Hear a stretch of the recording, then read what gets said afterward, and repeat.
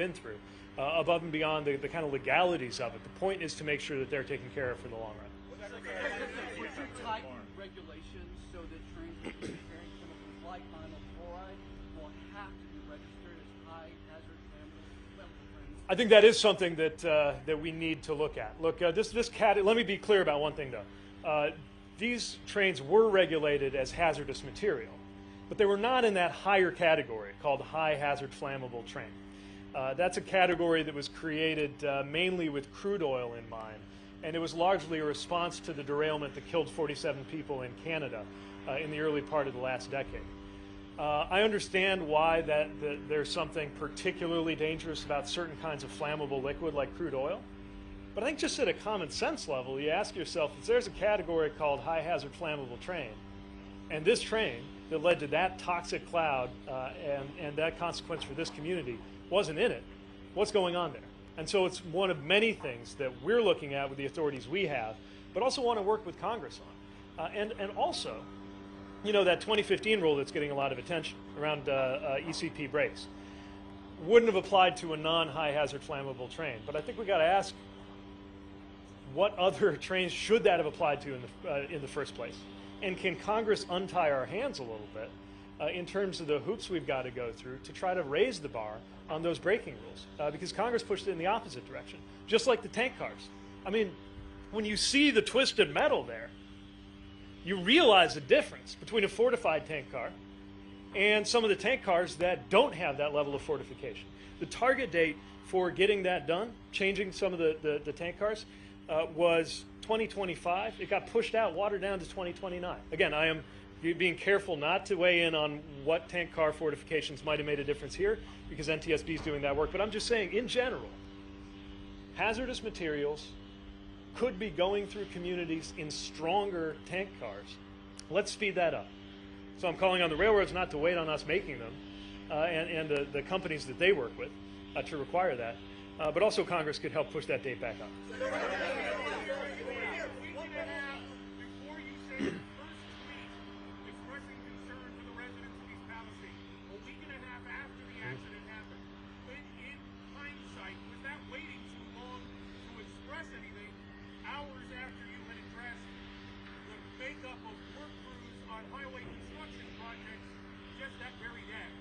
The answer to your question is yes.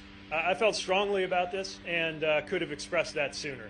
Again, I was taking pains to respect the role that I have and the role that I don't have, but that should not have stopped me from weighing in about how I felt about what was happening to this community. Do you still believe that this is one of just Sorry, it's really hard to hear.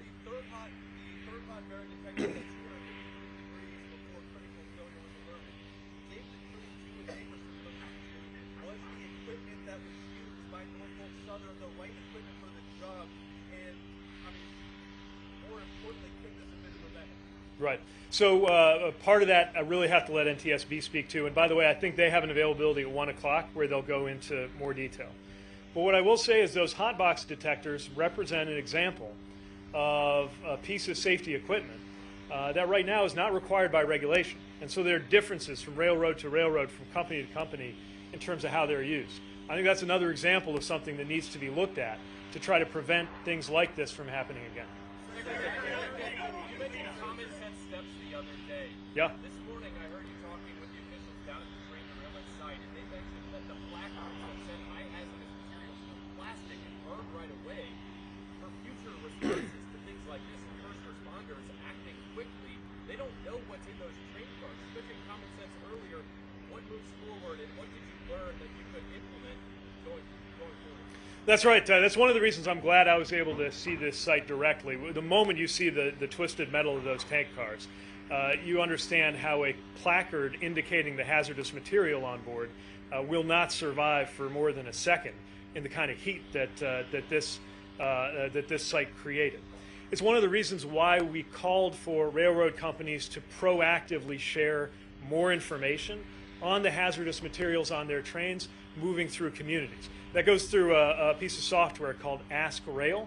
I think we need to raise the bar on what's expected and on what's required. But I think the railroad industry should be doing more out of the gate. Let me mention one other thing. We fund first responders Matter of fact, through some of our programming, about 4,000 first responders in Ohio alone have been through the training on hazardous material. I think another thing we can do is continue to increase access so that we know they have access to that Ask Rail app and the funding they need and the training they need, as well as pushing the railroad companies to use it and proactively feed their information out there.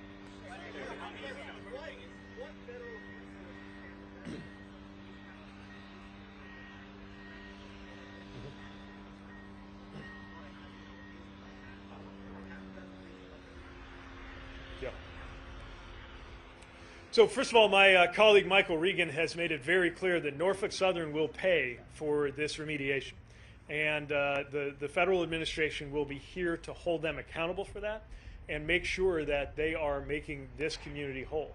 Other federal resources include the presence of emergency management personnel, public health personnel. Let me mention one other thing that I saw state public health personnel doing in concert with the county and local leaders, which is making sure that they address the mental as well as the physical health effects of this. Because obviously you've got a community that has been through something that even as the air clears, even if the soil and water and air are continuing to be tested and shown to be clean, that's still going to affect their health in a different way.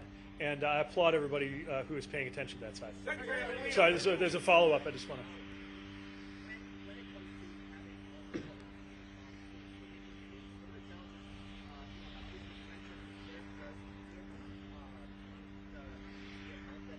Yeah.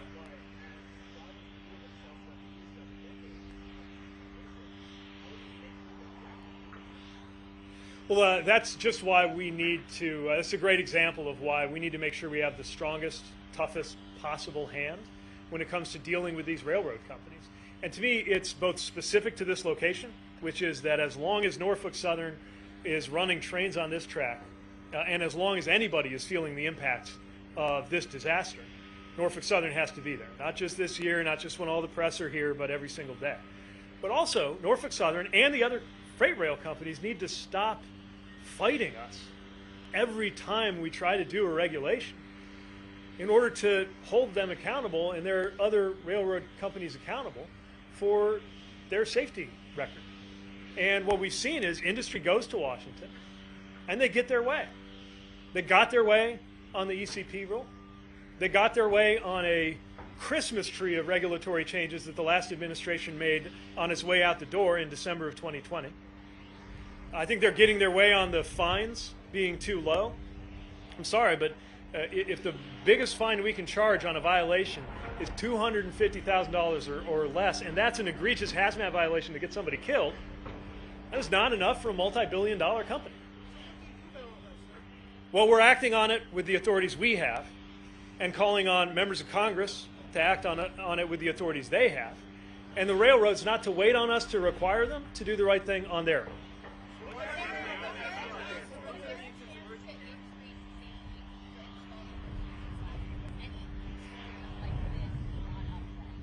Well, I will say this, you know, if you talk to the unions representing workers in the rail industry, number one thing they talk about when I'm with them, before they even get to wages and benefits, is safety.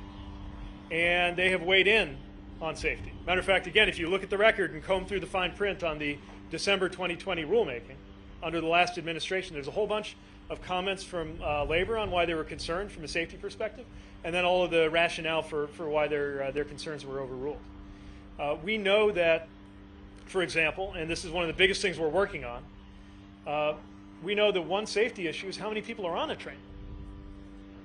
This one had 3 people on it, a trainee and 2 others, according to the NTSB report.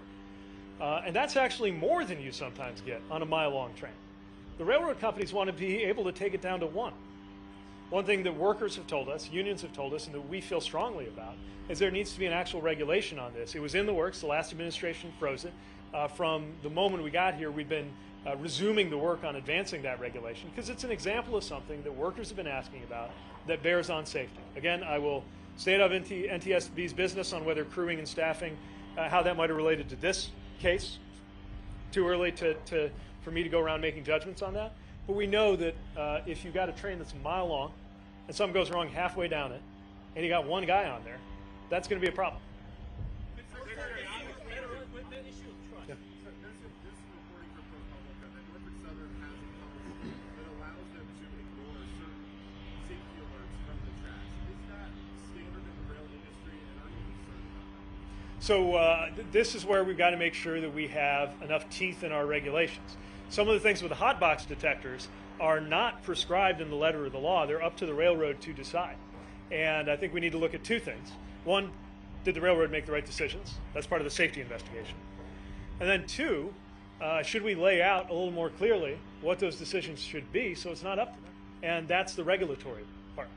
Secretary, you've written an entire book about trust. This trust has been considered this for this company. How can you win that back? And do you think we're too far gone on this? Secondly, what are your past perceived political ambitions? How have they played into the Republican response to this disaster? Look, again, I'm here for the work and not for the politics. You can sense when you talk to local leaders and local residents that they're getting pretty sick of the politics too. And this national ideological layer that's been added into all of this when they're just trying to figure out if they're going to be safe. And there's no question that there have been enormous amounts of both information and misinformation injected into this situation, none of which is to the benefit of the community when it comes to that misinformation. So I think, so I lost my train of thought. Well, that's what I had to say about that. I guess one other thing. If the same people who want to come here and play political games are the same people who sided with industry again and again and again and watered down rail regulations again and again and again, I want to see where they've had an actual change of heart or not. And if they had a change of heart, I'll take them at their word and we can get work done. Yeah. What assurances East Palestine Norfolk Southern fire, and then when all the news cameras are gone, all the politicians are left, they will actually be safe, will have the town back to where it was? That's exactly why we're here. That's why we've been here from the first hours of the incident as an administration. And it's why our interest both in what happened here in East Palestine and in keeping our railroads safe doesn't go away when some other hot news story comes into the headlines. We're going to be here day in, day out, year in, year out, making our railroads safer and making sure Norfolk Southern meets its responsibilities. That is a promise and one I take very, very seriously. Secretary, on the make of the assembly, what's your assessment of the effort thus far and also what So you can see how hard people are working to clean up this site. And again, I met with some of the folks involved in that on everything from the testing to the remediation. And they are doing good work. They need to be supported.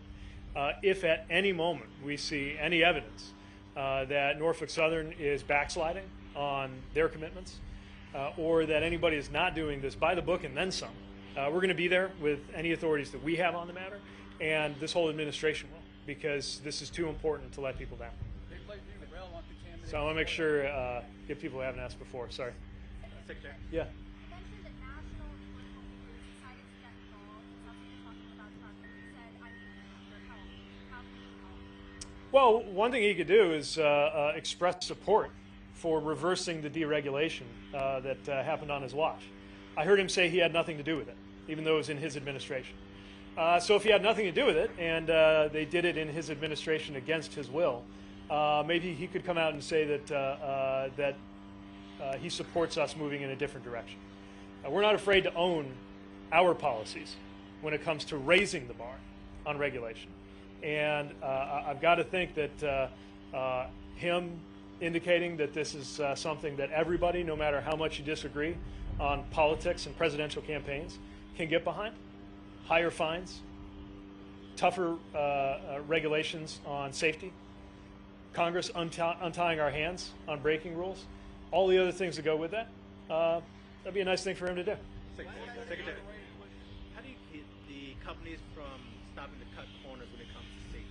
You know, talking to the unions, one of their biggest issues is just the sheer number of in-person safety workers. Yeah, that's right. You know, they pointed to how with trains like this, there used to be like numbers of safety workers who would That's right. like go through and in-person inspect trains before they. How do you get companies from stopping cutting like large percentages of these safety nets? Look, the reality is this is their entire business model. In the last few years, they have gone into a business model that is about cutting and cutting and cutting and cutting. And what has happened is it's a concern from a safety perspective. It has not made them more effective in delivering freight. We know that from our supply chain issues that we've seen. It has made them wildly profitable.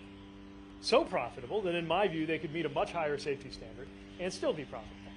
And that's what really needs to happen next. So, the reality is, if their business model is telling them to cut, whether it's cutting corners or cutting people, the only real wall we can put up against that is regulation. And I know the word regulation is not popular with some people, but we need enforcement, we need accountability, and that starts with making sure we have enough teeth in our regulations to actually see to it that that happens. So you've been Transportation Secretary for 2 years now. How long can you continue blaming the Trump administration? Yeah.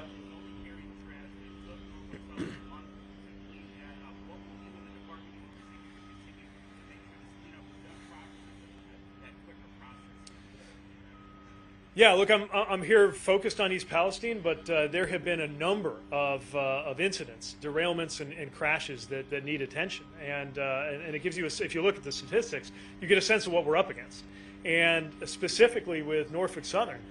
They need to lead the way in going above and beyond, especially after what happened here. They should have been doing it anyway. And some of their remediation responsibilities obviously is more on the EPA side, and I'd have to look to them in terms of what they can require. But what we're going to require is that they meet the highest standard on safety. Yeah.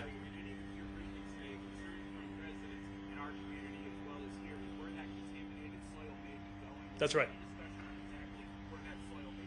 Yeah, one of the things that I've seen that the environmental folks on the ground here, both the state and EPA, are very focused on is, not just getting through the next day or 2 days, but what happens as water moves through the soil, what happens as soil moves through the area, and what happens to the soil that's being removed. I don't have all of the details on that, but folks are right to be concerned and interested in that.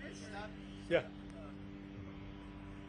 Talking about regulation, regulatory changes, fine changes, these are things that are political to take months to take place or to change.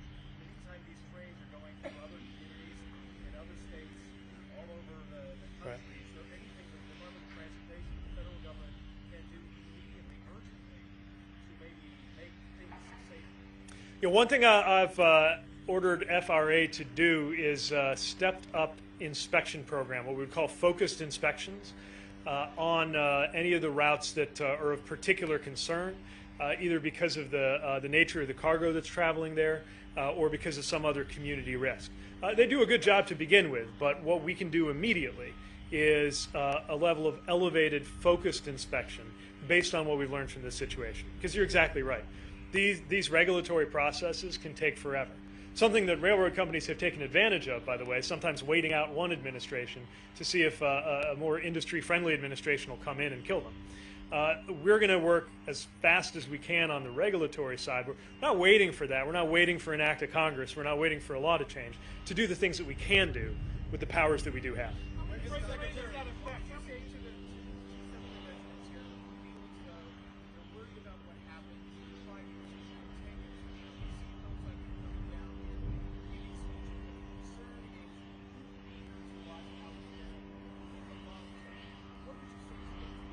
Well, they're right to be concerned. Look, some of these issues, health issues, environmental issues, they can last for years.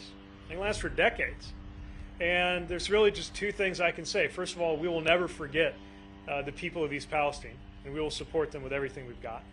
But second, the best way to deal with an ecological disaster is to stop it from happening in the first place. And that's a big part of where my department comes in. And we take that very seriously. It's why we've laid out all those sets of things we're doing, things we want Congress to do, things we expect the railroads to do about that. Hey, they plan for rail on contaminated soil. Say again? Plan for soil that's underneath the rail where the trains are running right now. Probably better to direct you to EPA for the details on that. But what I will say is my understanding is what you have here is what was needed in order to restore the supply chain and get things moving, but is not the long-term solution in terms of that. And obviously the contamination of the soil will be an issue there. Does it talk about whether better cars to transport the hazardous materials Norfolk Southern, did they own these cars? Could they have had better transport vehicles to carry these? Well, certainly I would urge Norfolk Southern and any other railroad to radically accelerate the adoption of these tank cars. It is a little complex. Often the tank cars are owned not by the railroad but by the chemical company. But the railroad can require that of the chemical company. And we're looking into what we can require of the chemical company sooner, now that Congress kind of watered down the adoption date. So I guess what I'm saying is a both and, right? I think the railroad ought to require this right now, but we're going to make sure we require it on the legal side too. And of all that, they believe, do you believe that they used the best equipment that they could have used to haul these chemicals? I won't weigh in on that until the NTSB has done their work. I think there's more analysis to be done there. Secretary? Talk about what stopped the DOT from, in the 2 years that you've been in office, from revisiting the ECP rule, or for that matter, from defining constitutes a high hazard. Well, the top priority we've had on the regulatory side has been this staffing rule. We can't do everything all at once and realize that we would have to sequence the kinds of regulatory actions we take. And the one we were hearing the most about, especially from workers in the railroad industry, is this two-person crew rule. The other thing that makes it hard on the ECP rule is that Congress, remember, it didn't just get killed with a clean shot, so to speak. Congress basically moved the goalposts on the benefit cost analysis to make it very difficult to keep this rule on the books. And then the last administration went ahead and took it down. So I am asking my staff to conduct a stepped-up analysis on anything we may have missed, any angle that we weren't looking at, or anything that, for example, in a benefit cost analysis, might actually change now that we have the data, some of the data from this incident, that would empower us. But look, the cleaner way to do that would be for Congress to untie our hands, so that we didn't have to go through all those hoops to begin with. Secretary? So I want to make sure we get some.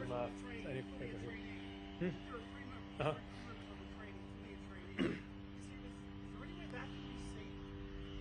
So again, NTSB should speak to some of what happened in particular in terms of the folks on board. But this is why I'm so frustrated that it's taken so much of our energy and political capital just to hold the line on there being two. I mean, the railroad industry wants to be able to have one person on trains that can be a mile long or longer. One. And there was movement to do something about that. Last administration froze it. Before this incident, and now we're still doing it, trying to bring that back. So how big a problem is this crew staffing? I think it's a real issue. And again, especially given the overall business model we've seen from the railroads, which is to cut and cut and cut, including cutting safety jobs, cutting maintenance jobs. The jobs on board are a little more tightly regulated. But if they could, I'm worried that they would. All right, Secretary, jump in. You guys only have about another minute. I want to get to somebody who hasn't asked a question yet. Anyone who has not asked a question. You're in the back of the green, please. How does this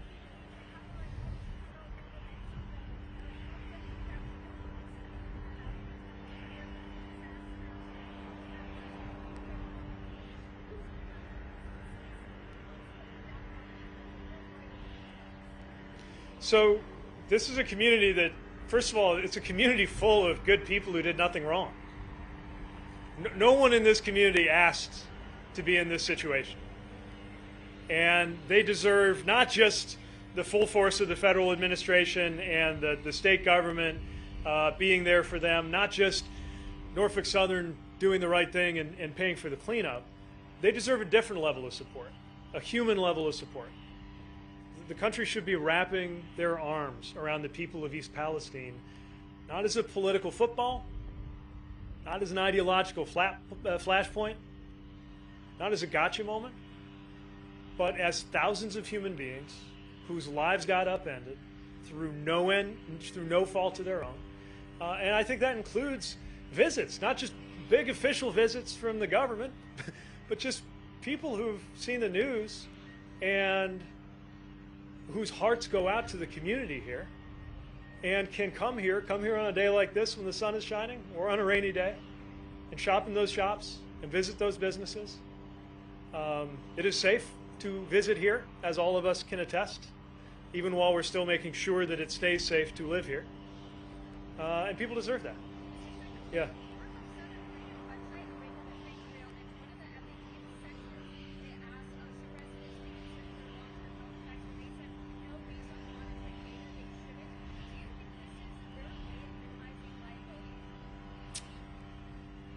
I know they've got a lot of lawyers. I wouldn't speculate on their legal strategy.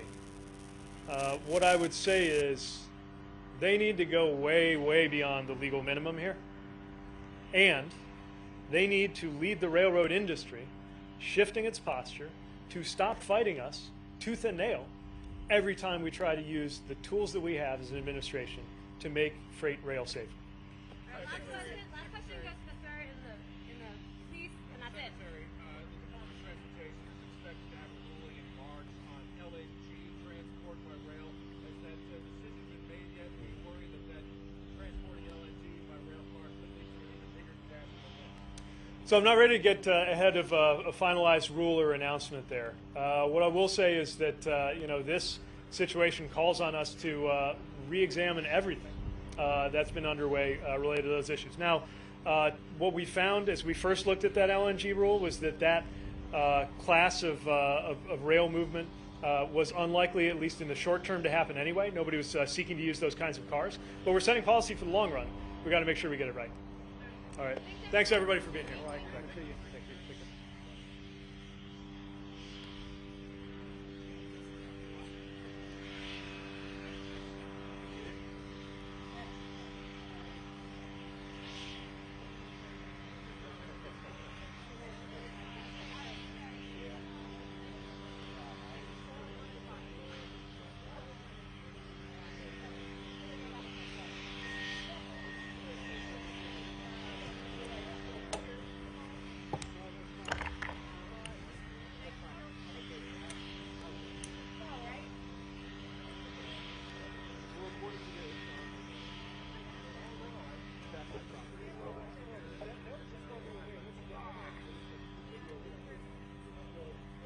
Oops.